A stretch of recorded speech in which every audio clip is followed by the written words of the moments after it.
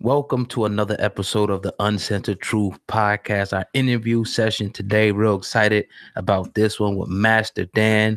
A martial arts instructor. I'm gonna let you give all the, the technical names, but appreciate this brother in the building. And we told you we want to bring you people from all walks of life. So can't wait to get into this one, man. I'm Brother Oga, Hip Hop News Uncensored. My co-host sitting across from me is SamAnt, Viral Hip Hop News. You already know the exclusive interviews. We've had this business section, of the Uncensored Truth podcast. We have Brother Trev on from Plug to Plug. Shout out to our brother Trev. I think you just dropped that exclusive interview today on Hip Hop News Uncensored. Everyone watching, appreciate it, enjoy that. Brother Kansu, Brother Darren, we also had on. We had Brother Israel Doctrine, and now we have my man, Instructor Dan, Professor Dan Carey, 5th degree black belt in Korean martial arts, founder of his own black belt kickboxing system, AMNU jiu-jitsu instructor. He is a 5th degree purple belt in that, as well as a slew of other accredited martial arts background. You have an incredible background. Brother Dan Carey, the floor is yours. We'd love you to introduce yourself to the people at the Uncensored Truth podcast. And man, let's talk about what we got going on. Thank you for bringing me in. I know my accolades, it's a lot. I've done a lot.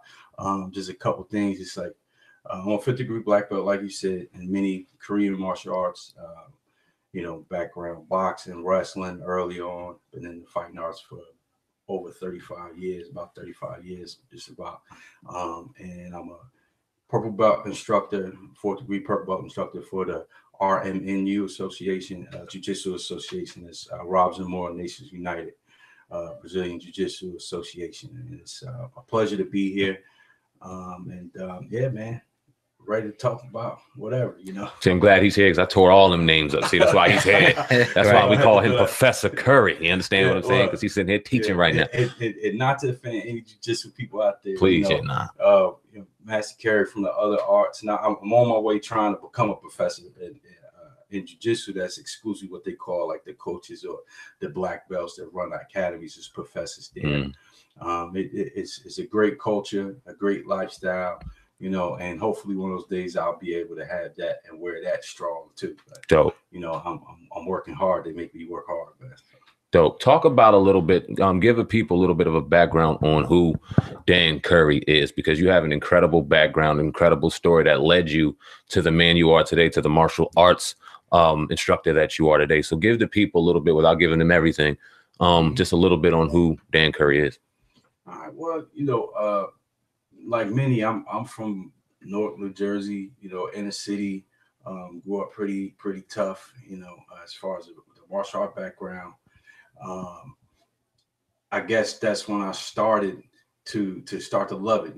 We had on Saturdays, it was Kung Fu theater, wrestling, and then the gates open and everybody outside playing, So that I started way back then with the love of martial arts, but just didn't have the financial ability to start to train, So the easiest thing to start getting involved with was boxing, So that was my go-to in wrestling. That was my go-to. Later on in life, as when I became a father, I was like, I want to have something to do with my son that we could do together, because growing up, single mom, no dad, none of that kind of stuff, And, as children, when they're born, they don't come out with books, but all you have in your mind is the mindset of, I wish the things you wish you had when you're younger. And my commitment as a father was to have memories and do things with my son that I never had the opportunity, or many of the other people in my neighborhood didn't have the opportunity for various reasons, whatever. We know the reasons why fathers may not be there.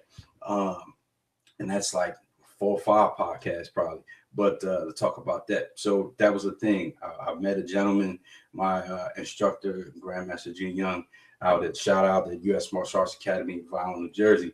When I met this gentleman, he was just so calm, cool, collected, relaxed. He had a great spirit about him.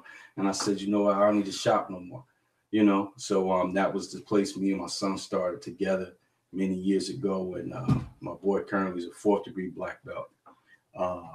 And arts, got his blue belt. So we've been doing this for a long time. Father, son, great memories as far as the martial arts is concerned with that, and growing together, in that art. So You have so many varieties and styles of martial arts that you're involved in. Where was it that you found throughout your journey that martial arts was something that you wanted to hold throughout your life and have as a staple throughout your life and make it a lifestyle? Because you don't get all of these credits without loving what you do. This is not easy work at all. So where was it? Where was the transition at? Where did you realize as a man, like, yeah, this is something, this is a life journey of mine. This is a calling of mine. You know, it's funny that you asked me that because boxing, I had a lot of opportunities. Then you get caught up in some politics, and but you need a certain we say a little. You need a little blood in your mouth. You need to be so hungry that, you know, and so aggressive to really be successful, especially in the early stages of that. And for me, growing up in Newark and having to be overly aggressive just to survive, you know, day-to-day survive. You know, you got to go from home to the corner store. You know, at the time you could go buy cigarettes for your moms, you know, you're younger, it didn't matter, you know, or make it to school and make it home. So you got to be super aggressive, you know, hyper aggressive in a very violent environment, you know. And the funny thing about it, as I was getting older and becoming a father, I needed to dial it back. If I continued doing the other arts, I didn't feel like I could. It was hard for me to turn that type of aggressive person off.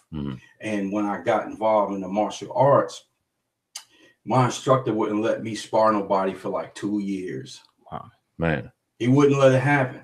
And I said, well, why? You know, I'm making changes. I'm trying to be cool. And he's like, something in your eyes. He told me something in my eyes. I said, okay, something in my eyes. But I had to look at myself some more.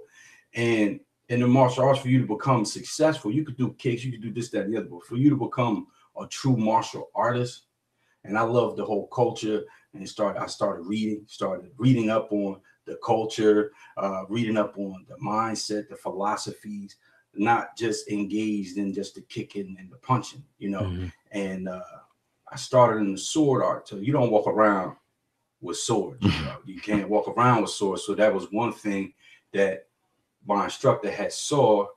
He needed to have me go there first, because that's something that deals with, we call it the demons of the mind, you know, because it's really you against yourself. It's very hard training, and you're not chopping each other up in class, you know. So, you know, and you gravitate to from wood to various different type of instruments up until having a live blade, a real sword that cut through trees and all that kind of stuff, because we cut bamboo and things like that with the live blade. But the respect of that maturation to that tool, which is a very deadly thing, changes you as an individual. And from there, I started my learning curve with all the other arts. I started all of them after that, but I flew through all the rankings with them because sword is such an elite, high level martial art that I just picked everything else up. And I was like, man, you know, I can't walk around with swords, man. You know, I'm not about just this. I love it, you know. And then started assisting, teaching, helping people in the classes. And, you know, that's when I knew that it was a lot of changes with me. I was becoming more patient, you know, with myself, with people, you know, my interactions, like things didn't bother me. People talking slick didn't bother me at all. And I said, wait a minute. Hey, this is where it's at, man. You know, somebody step on my shoe, I could be like, oh, excuse me. I'm saying, excuse me, you stepped on my shoe. You know what I mean? So I noticed there was a change in me, and I said, this is good. It helped me, even in being a father, like it helped me look, and I always wanted to be never a hypocrite. I couldn't be a hypocrite, you know, at no time. If I'm gonna be out here, I'm doing it, I'm sweating, I want my son to apply himself to the top. I gotta be willing to work. I gotta be willing to take a loss if I compete and I don't have my best showing. But that don't mean give up, you know. And because they watching, they sponges, you know. And you don't realize how many other people's children are watching you. You don't realize how many other people are looking up to you. You just doing you, you know. And the world's crazy. And it gave me some solace. You know, I grew up in a Christian household, you know, at my faith. You know, everybody has their own little beliefs and things of that nature. But coming up, it was hard for me to, I acknowledged it, went through everything. When you're young, it's kind of, you listening to mom and grandma. You got to put the shoes on. You go, church. That's what you just listen, you go. You know, you there, you around it, you hearing, you learning, but you didn't 100% buy into the different things, you know.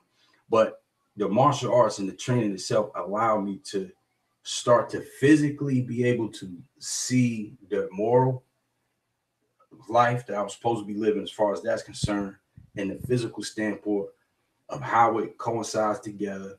And that can be probably related to anybody who has a moral set, a belief system, where they can look at the tenets of this, or what some people say 10 commandments, or the rules that for you to be a good instructor, a good martial art, a good classmate, or whatever like that, and see how morally there's no difference. You got to be on this line of move. So it was just like a helpful reminder of the things spiritually and mentally I need to do. So it really pulled everything together. I said, you know, I need this in my life, man. I guess it became my crack or something like that. I hear you. You talk about a lot on how you got involved actively with your son and how that was important to you, that children are sponges. You talk about how it was just, you just talk about the youth a lot. And I know you, and I know how actively you are with the youth within the community. A lot of the people coming from a lot of the same hardships that we have. You have your own martial arts school. You teach your own children. Talk about that a little bit. Talk about your martial arts school. Talk about the children that you have in there and why you feel as though why do you have a passion for teaching the youth and schooling the children? Because not only did this brother do martial arts and martial arts instruction, but he's also within the music industry. Because when I first met Dan, I met him at the tender age of a teenager. I'll just put it that way. And I met him going to the Rock and Roll Hall of Fame. And he brought me on, didn't know me from a can of paint, but knew that I had talent, knew that I had a good head on my shoulder, and was willing to take a young brother on a journey with him and teach him something along the way. And I learned real early on that this man has something special to give, especially to the youth. So just talk about your martial arts school and how you felt as though it was a responsibility of yours to give back, especially to our youth. Okay, yeah. Well, yeah, I have a martial art program. I'm not gonna say too much of school yet, because when you say school, people think of a brick and mortar. Where can I go see? Right. Well, right now, my model for martial arts is, you know, it needs to be accessible to everybody somehow, and you know, the logistics of business and things like that.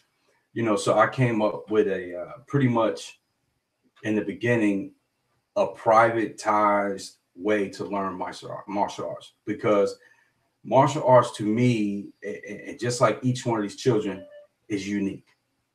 And each one of the children in the class, because at this school I had spoke about U.S. Martial Arts Academy. I was the head instructor there for many years under my instructor. You know, I became the head instructor and a master instructor under him, and was running the facility and running the summer camps and all that kind of stuff. So I was always there all the time, teaching everything with, you know, under his watchful eye, and keeping a certain quality to all the children. But there was in one spot. Everybody can't afford some of the rates that some of these schools charge, you know, and some people are kind of shy, right? But you pretty much got to teach to a big group, but they're all individuals. So you got to be able to address that.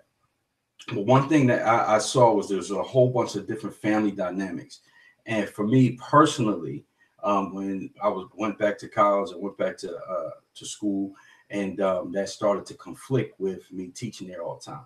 So unfortunately, I had to leave instructing at school so I can graduate and finish my personal, you know, goals with college and things of that nature. And that affected some of the families. You know, like I said, you don't realize certain things that affected some families. When I gave my separation, my speech there, some people were crying, some kids I was like, oh man, I felt so bad, like I was abandoning them in a certain way. But certain parents reached out to me, kept in contact, and the children didn't want to learn from nobody but me. And when I looked at the family dynamics, I saw how I could help these young mothers, you know, and with these children, and how I may be. One kid invited me to. They had a mentor day or something like that. I didn't know. I got a thing in the mail. Got to go to the school. I went to school, and he gave this speech and everything. He came, and I was like, wow, it was a mentor breakfast or something like that. And he could have pulled anybody from his family there, but he chose to invite me. And you know, in his speech, he was talking about how I was like a father and this, that, and the other. And I was like, wow, that's a great responsibility. You got these young eyes looking at you, So for me, I started running this program because these children still wanted to learn from me. That's what kept me continuing to teach, and then I ran into another brother who had a program, Master Jeff Boyer at ACIT. And, we had some great communications. He said, hey, listen, you got a skill set that my students can benefit from. Why don't you bring your guys over? Because like I said, I didn't have a brick and mortar, when I left there, I left with nothing. I was back at nothing. When I walked out of that place for all the years, I was back at square one. I had no school. I had nothing. All I had was a bunch of knowledge and a big heart, and some kids that still wanted to learn. So what I did was I made a room in my house. I made a dojo, a little private dojo at my crib, and I said, "This is how we get it. You want to get it? We're gonna get it." Because they needed me, and I wasn't gonna walk away from them. And so that opportunity showed up to share my knowledge out at ACIT. So I was able to do that for a couple nights a week last year. And right now I'm still keeping it moving.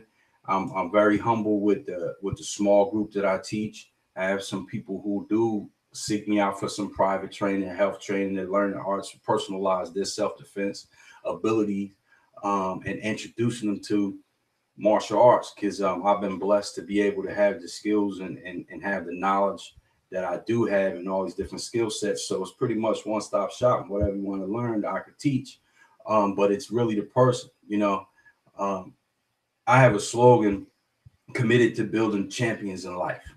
That's what I'm committed to doing. And my school, the program is Chosun Academy of Full Circle Martial Arts. That's the name of it. And just real quick on the title, so people that came to me in the dream, Chosun Academy. And some people ask, well, what does Chosun mean? In Korean, that means heaven. You look around and everybody does what they want to do, but I'm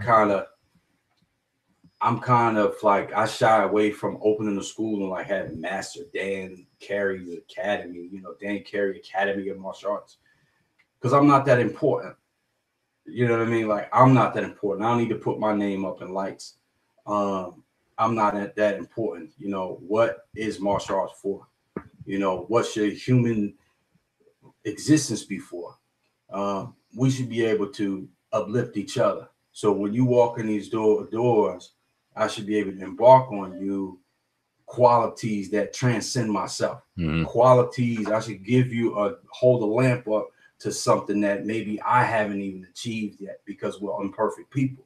But at least I can hold the light and tell you, and try to be a good example the best way I can be as I strive to improve myself.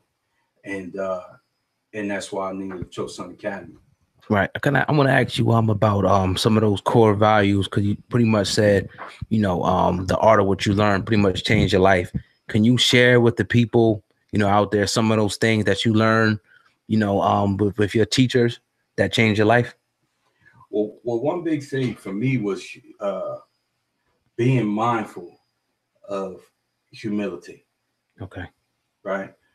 And then being mindful of humility. But one word we always talk about it, R.I.P. Aretha Franklin, respect. Now, coming up, I got to take it back to the bricks for this. I got to take it back to the hood on this one. Your idea of respect. Oh, he disrespect me, you know what I'm saying? How did he disrespect you? Really, if you really look into what respect is, do you have a healthy perspective of respect? Because if you have a healthy perspective of the word respect, then you will have a healthy one, a more reasonable perspective of disrespect. Right. Mm-hmm. And there's levels to it. Mm-hmm. So these number one things is respect your others. And then you look at your home, like the rules for the kids: respect your mother, your father, your brothers, your sister, your siblings, add those in your community, be positive in the community, be the best you can be. Mm-hmm. Ask for help when you need help, accept defeat when you are defeated, You know, there's no such thing as losing. There's only lessons. These are things that I speak about. These are the things that I push forward because in training, these are all obstacles and challenges that I had to take a look at. You know, how you address people. Cultures have different ways that they do it. You know, some people, I met some folks like, why I bound that person? Why I bow each other? They ain't better than you. That's not God or something like that. Well, okay, yeah, okay. They not God. They not.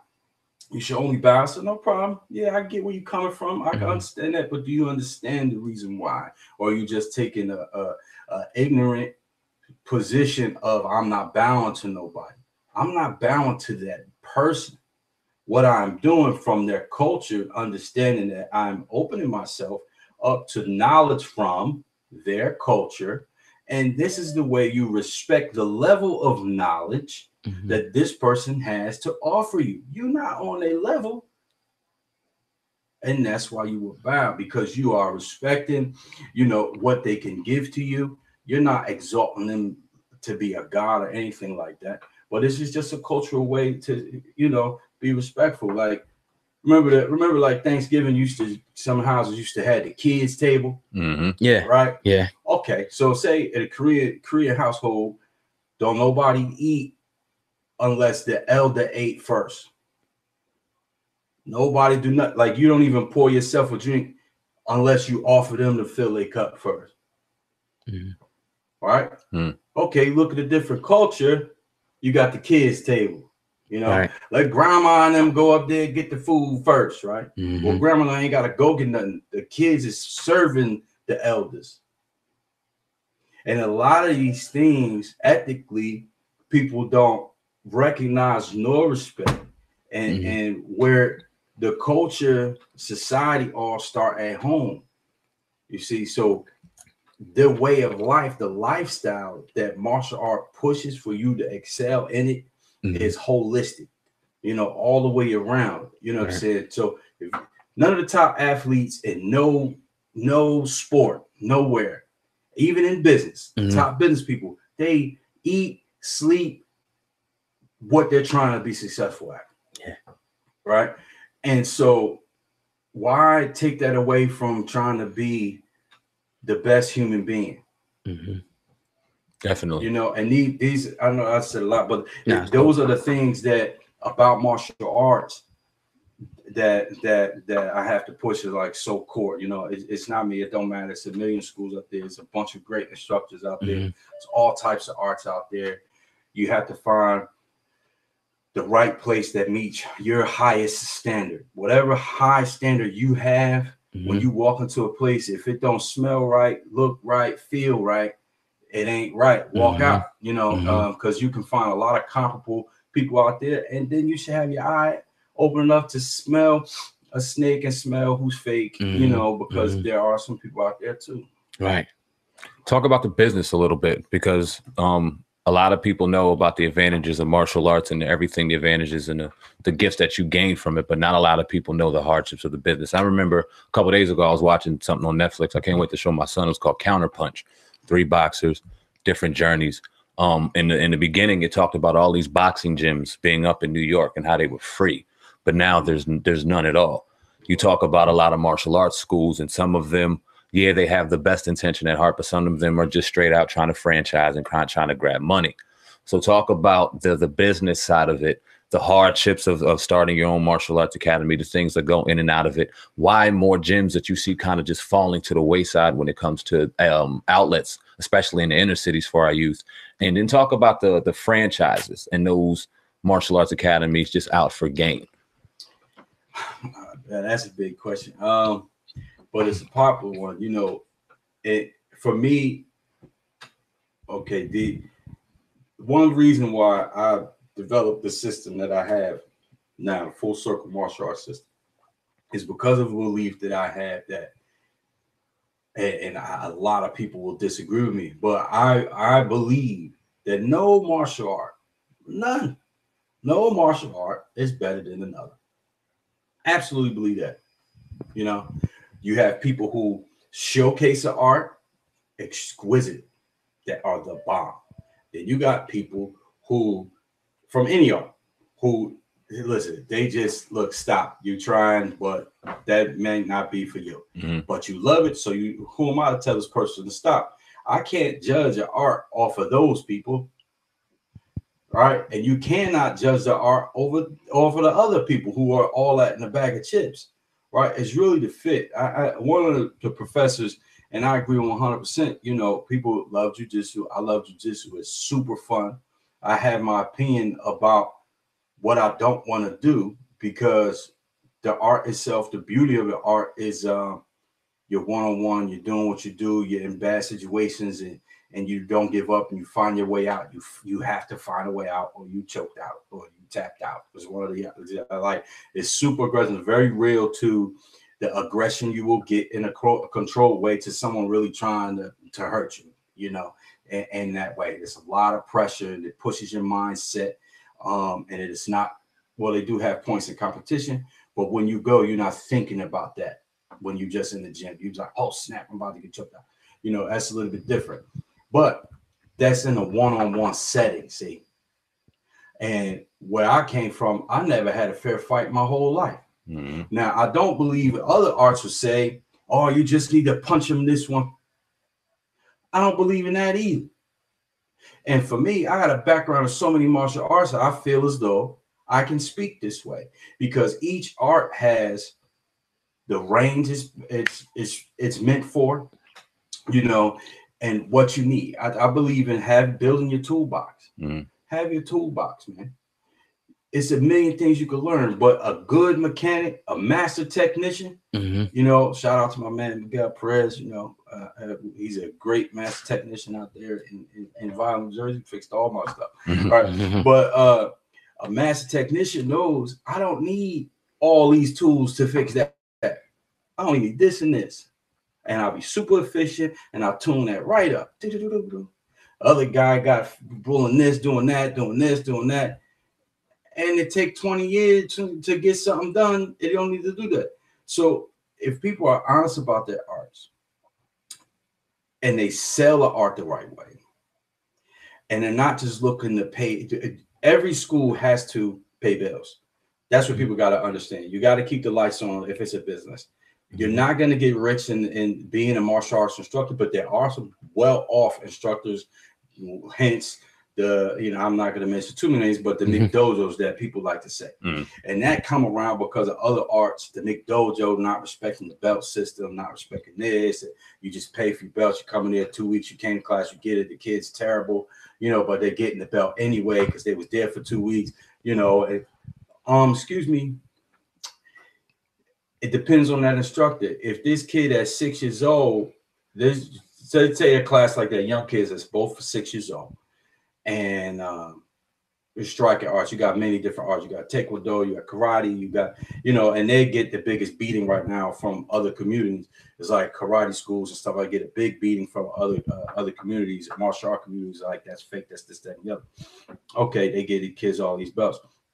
All right, understand. You got to respect the culture of what's going on, right? They should need to earn it. But if this kid's not an athlete and this kid is an athlete, I can't hold the kid that's not an athlete to the athlete standard. If he understands what he's supposed to do, he might not be the athlete, right? He's working just as hard, and actually harder than the athlete, because this come natural to him. He deserves to move up, all right? Now, the business of it is the pricing, things of that nature. Some stuff is just ridiculous price. So as being a good consumer, you got to be a good consumer. And I don't listen, as a consumer, I wouldn't listen to the instructors too much. I would just talk to the parents, and not the parent the instructor tell you to go talk to. Go check it out, see what's what. Check it out. You just like you buy a car, you just don't walk on the lot and take whatever the salesman tell you. You know, but the bad parts about it is like, you get the diminished, to keep a school over is hard, because you have other arts talking bad about this art and they trying to take the business from there. That's kind of cut through. The art should speak for itself, and if you love it, you should be there, right? But then you have people who don't do the right things. They're charging too much. They're not giving you the proper service, and you're playing more soccer games or games than you're teaching the kids. It was like, listen, he could do that at home. I brought him here to learn something. But the other thing about it is the consumer that makes the business hard is the consumer. Everybody wants a safe space. You can't train kids hard. You can't push them.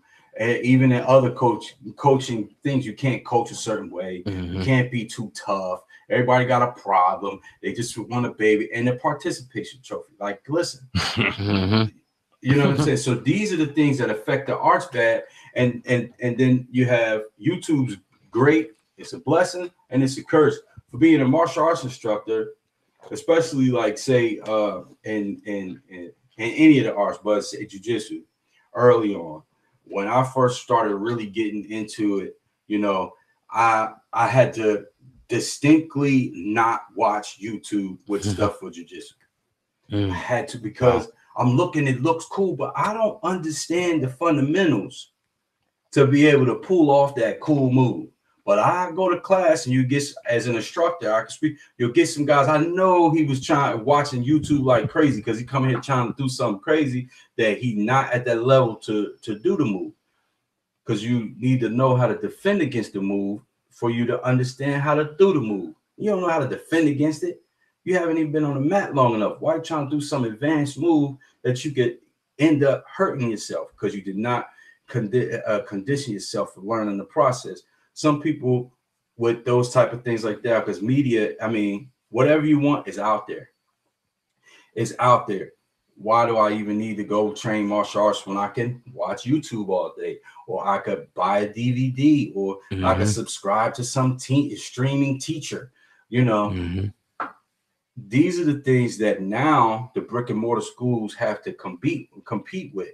Wow. And so I say, as an instructor, you got to be a great instructor. You got to be real. You got to want to be involved with your people, rather than just want your people to pay on time. That is another problem.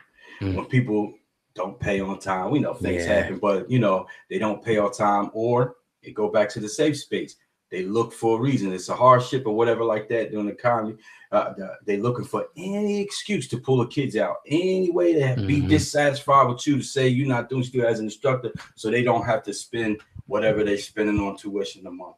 You know, it's a quick, easy excuse. So the kid get hard and the kid want to quit. And they're like, well, Johnny don't want to do it no more. Susie don't want to do it no more. What do you mean Susie don't want to do it no more? Oh, they're giving me a hard time getting in the car and come. What are you talking about? Who's parenting here? Right. You know, and I that's why I say it's holistically, it go all the way around. You know, like I had this one woman, she had a lot of kids, and she came to us because she needed some help. And she was like, oh my gosh, I don't know what to do. I was like, listen, don't worry about it. You're not in this by yourself. You've come here and we're on the same team. I got your back. Whatever you need help, I'm gonna help you with it. Whatever's going on, I'll help you with the kids. You know, when you come in, they'll not only just hear from you, they'll hear from us. We are a team for the same thing, the success for these children, you know. But the kids kept on getting. One day she came in, she's like, listen, this is gonna be my last day because they gave me such a hard time today, and I'm just tired. I'm tired. Like, and I pulled her to the side and I said, excuse me, let me ask you something. Would you rather them give you a headache about getting in the car, or you getting a headache from the police station calling you because and she had to think about that. I said, come on now, take this headache now. Make them do something that they might not want to do right now. Because look at them, they having fun. They just giving you a hard time in the car. Because they probably want to play. You know, we balance it out. You know, don't burn the kids out. You can't burn the parents out. You got to be able to balance it out. But people have to want to finish things out too. And that's everything. A good instructor, a good school has a super commitment to their children and their parents and their families. And the parents and families need to have that same commitment to any instructor that's out there, giving them 100% of themselves. You know, but you do have to be mindful of the traps. You know, you're getting good quality attention in there. And you know, every gym has their own little life, you know, but you got to pay the bills. But those are the things that hit you, you know. I wanted to talk about the book. You have a book out, The Journey. Dan Carey. Get into a little bit about the book, man, and what's going to be in the book. I'm sure that you've probably told a lot of the stories in the book right now about some of the testimony that you've been speaking throughout the interview. But talk about the book a little bit. Give the people out there a little bit of the what the book's going to be about before we have our hip hop conversation real quick. Yes, sir. Okay. The book's it's called The Journey, subtitle To Forge a Warrior. Basically, you know, it started out as like a martial art manual, really what it started out, but I kind of switched it up because that's not for everybody, you know. And like I say, me writing the book was more to express some of the deeper things I think that people don't think about. Some to your question about, like, you know, the business itself. My thing was pretty much personalizing the book. If you're interested in martial arts, why would you even go into a gym to check it out?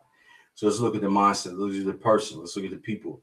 And so the book, I'm sharing a little bit of my challenges in life, and the things I went through as an individual that the martial arts help you with. You know, we got a lot of things that what it does, it builds confidence, you know, it helps you deal with fear, you know, all of these things that you gain from it, but it's a mindset you need to have. And if you are martial arts, maybe taking a look at your journey, what the style that you have trained made you think about, and then ask yourself some questions as a martial artist on how can I improve, what can I do for it, and just testing people's perspective.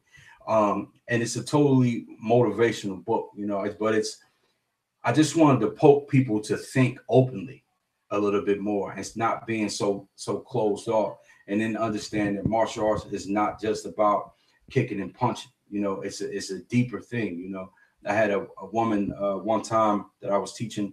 She told me, you know, I'm definitely afraid of people being in my personal space.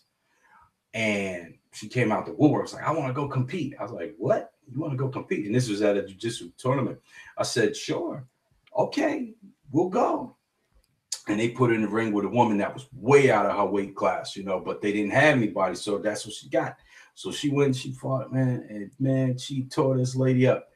And as so much so, she took the gold. And at the end, we talking about it. She was so happy she got that gold medal. And it was like a blood stain on her gi and on her uniform jacket. We call that the gi. And I looked at it and I said, man, the biggest thing that you achieved today, past getting your gold medal, is you were perfectly fine with somebody being in your personal space. Mm-hmm. And she looked at me and she said, you're right. Mm-hmm. You're right. I was not bothered at all. You're right. And this woman had her in compromising positions, putting a lot of pressure on her, everything. She didn't freak out. She did what she needed to do. And I'm speaking to a lot of those values, a lot of those things in the book on your mindset. Your mindset outside martial arts, family, life in itself. Dope, man. This was a great interview. I know we're pressed for a little bit of time, but we could talk all day about this. I got a number of other questions, but I know we want to get into hip hop real quick. On the Uncensored True podcast with myself, SamAnt, of our hip hop news, old guy to hip hop news, Uncensored. The Uncensored True podcast. We got our man Dan Carey in the building right now, martial arts instructor, author, a number of other titles. This is a great interview. Want to transition into the hip hop conversation real quick before we get out of here. No doubt. Because we always try to kind of get our people involved when it comes to hip hop. It's what we do here. Epidemic. We all know Mac Miller passed away from drug overdose. We see a number of hip hop people, entertainers, just throughout our community dying of opiate abuse, drug abuse, things like that. You're in the martial arts field. You're a martial arts instructor. So health and fitness, body awareness, mind awareness is definitely key.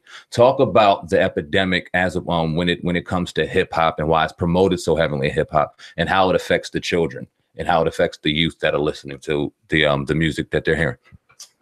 Man, we talking about pimping it, man. Basically, I've got a lot of accolades as a martial artist, but you know, I was in this music thing for a minute, you know. So for me, looking at the industry and looking at how it perverted the culture in certain senses, you know, and we look at, you know, you got those who are doing decent as far as being independent artists, but Where they at? You're never gonna see them on the radio. You're not gonna hear them nowhere. They ain't. You're not hearing them nowhere. All you're doing is they're making the most out of media. You know, social media and things like. And great. Yeah. Blessings for the media. So social media platforms for them to eat. If we didn't have it, they wouldn't be eating. But what you hear and what you see is all of the stuff out there to, you know. You want to be on the scissor, all that kind of stuff, you know, the lean, everything like that. You watch it, everybody want to be smoking, you know, getting super drunk. This is the lifestyle they want to perpetuate to the kids. Bad enough if they don't have no real good morals in the community, all they see is that lifestyle, you know. So they suck it up, they sponges all, like I say, and they could take that in. But years ago, you had Jeezy came out and he was talking against it, you know, and like 2017, you know, he was talking there early 2018, Sacramento rapper, was it Mozzie, or I think that was his name. He was speaking about the opioid addiction too. I ain't hear that nowhere. You know, people been talking about it. It's bad because it affects everything else. I'm in education too, so when I have to deal with different children being that come to me whose families may have, for some reason, they have different classifications, but I work for the Justice Commission, a lot of different things, and a lot of children, babies that have certain physical ailments due to the lifestyles that the parents had, you know. And we look at our parents, a lot of them young, you know, and this is they do. It was like, was it two recently in the news? I think it was three young ladies who got time because they was blowing shotguns and the babies. Yeah, what is that? Yeah. You know, what is that? Why is that cool? Because anybody can do anything, say whatever, you know, and you got certain artists out there that's all that they perpetuate, you know, that's all that they have to talk about. And you have to raise that up. But the industry does the disservice because they're not putting other people out that have great lyrics, that are putting positive messages out there. They're not giving them the same, you know. But if you flood the community with garbage, that's what you're gonna get. When you flood with something positive, that's what you get, because you always eat. But that's the only thing they feed in the community, and that's a problem that I have with the industry right now. It's like, you know, if you really wanted to do something.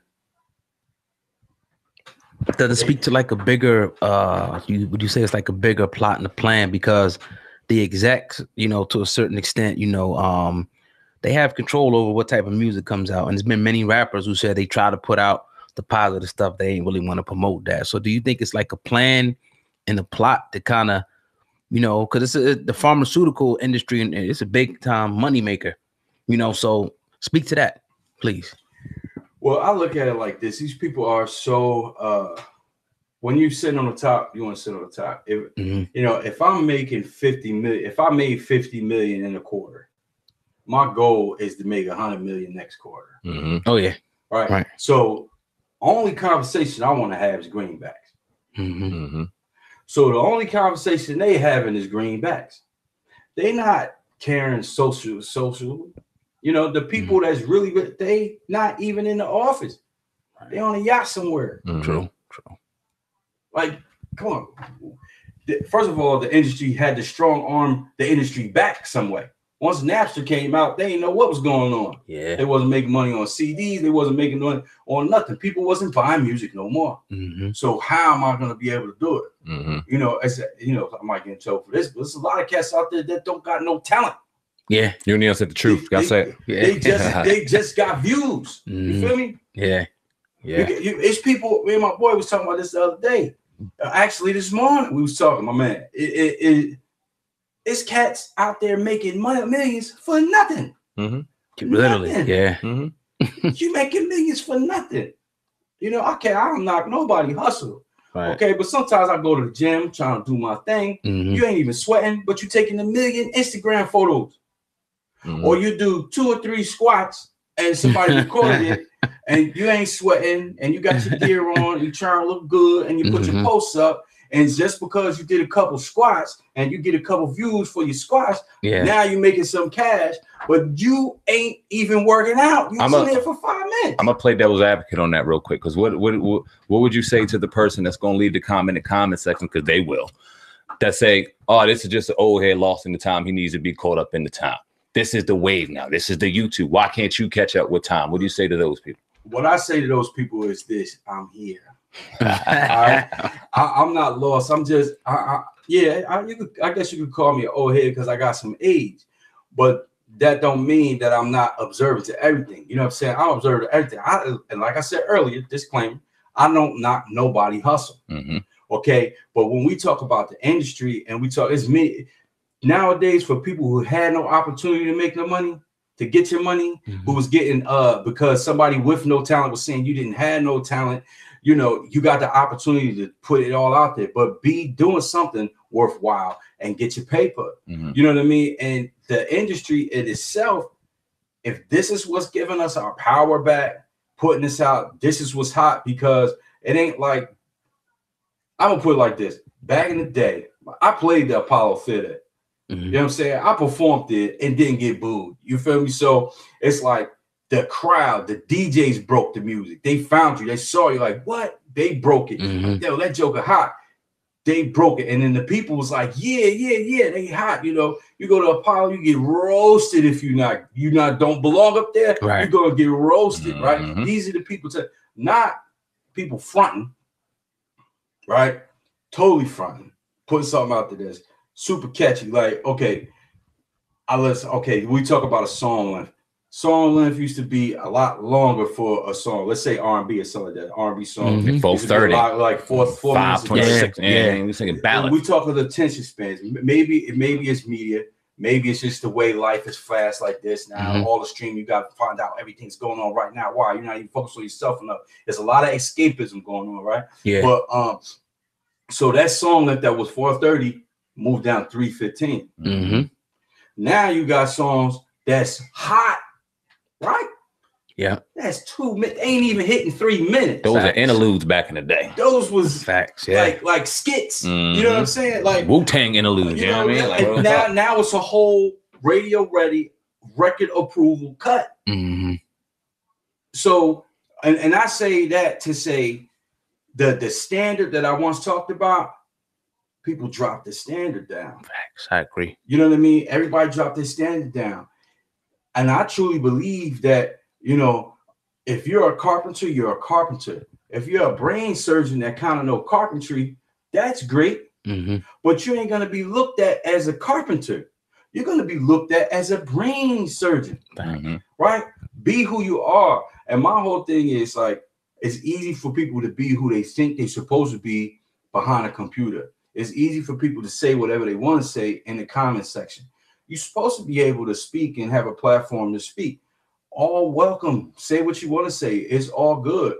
But I've been around from 8 tracks to cassette decks to the Walkman to CD players to the iPods to the MP3 player to all of that. To now you don't need none of that. All you need is your phone and you're good. You know what I'm saying? Bluetooth, from headphones to Bluetooth, you gotta have a wire. You need a longer wire. Okay, so it ain't about catch up with the times. Listen, I'm elevated. I elevated with the time. So it's nothing new under the sky. It's just repackaged. People get excited about Hirachis. I had them in 90. The same ones you tripping on, I had that exact same pair. It's just a recycle. But, you know, they put a different gloss, a different sheen on it, and it's super fresh. Nah, it's the same thing. Come on. You say recycle. So do you think that today's opiate epidemic is a recycled version of the 80s crack epidemic? Good question. Heck yeah. Good question. It's all, but see what you see in the 80s, it only affected your black communities. You've seen black crackheads all over the place. You've seen it, cocaine was popular amongst the Hollywood and all that. But once crack hit, it destroyed black. But when you see 2018, and like we talked about in the podcast earlier, it's destroying everybody. So when you say recycle, well, isn't that the only time it matters? So you bringing up a whole other thing. Like, that's the time it only matters, right? Look, drug addiction, crack addiction, they ain't really care. Only thing they changed when it came down, when crack hit, was they did the mandatory drug sentences. Yes, sir. You feel me? So that's great because we want the crack to get them anyway. And now we can get them and keep them all the way. And that's flip side, big business. Because see, when the crack industry started when the crack really hit, privatized incarceration was bigger. Yep. Right? So the end justifies, I mean, that's a whole different conversation. Right? So people gonna blow that up. It's like, okay, whatever. Don't talk to me about it. I don't want to hear nothing about it. Research 13th Amendment, see what's going on, and check out about all these different things. Do your own research. It's out there. There's no reason to be ignorant this day and age because you can find your information all the time. You gotta believe me. You don't gotta listen to me. You don't gotta care. I don't care. But when you look at school shootings, in my hood, it was something popping off like that all the time, every week. It wasn't in the papers. Soon as it hits certain communities, now it's a national problem. Now it's a oh my goodness. Right? But when it hits other communities, it's not that big of a deal, you know. It's not that big of a deal when it should be number one because we're human beings. All right. And I speak on like, oh, why don't you call it like this, that? Because I'm not into debating, you know what I'm saying? I don't want to get into all that. Everything's out in front. Nobody's stupid. You see what's happening. I'm gonna get into, you know, it is what it is. Why would you see that whole question just opens up like a whole tree of why people pay attention to this, don't pay attention to that, why they want to be mad at this, don't want to be mad at that. You know, it's like it's so many things. It's like, come on, the hypocrisy is crazy, right? People want to be pro this, pro that. I believe in stump your toe, fall, scrape your knees, and getting up. You out there, and I'm happy for artists that maybe was showing that life when they was doing it, you know, out there doing whatever, changed things up, became political activists or whatever like that, and they not living that life no more, and they speak and they became woke. As all young kids, I'm woke. What you woke about? You still got your diapers on, and you talking about you woke. All you're doing is regurgitating what somebody else told you with a fake motivation for something sometimes. Not all, but sometimes, because it's a big mob mentality that people just want to be on the bandwagon because they want to be so accepted. They want to have a meme or something. They want to put a post down. They want to rant somewhere on IG, or they want to get whatever kind of likes because they not really believe in that. Right? It's a reason why they dropped something on the movement in Philadelphia, but yet you still got the KKK around here, and it's easy. Give them a permit, let them march. You see what I'm saying? If these people just living a little different than everybody, you drop a bomb on them, right? How come everybody Black Panthers went to jail, but you still got the skinheads, you got the Nazis, you got these different people out here? It's not. Arsenio, you say things that make you go, right? So really, like, it's an open-ended question, and that's why, like, I wrote the book, because I want people to think openly. You know, think openly about whatever issue it is. You know, like, I have my opinion, but my opinion is like, you know, assholes and armpits. You know, everybody got them, some of them stink. Most of them stink. Most of them, you know what I'm saying? But, you know, I'm open-minded enough to say, okay, yeah, I hear you.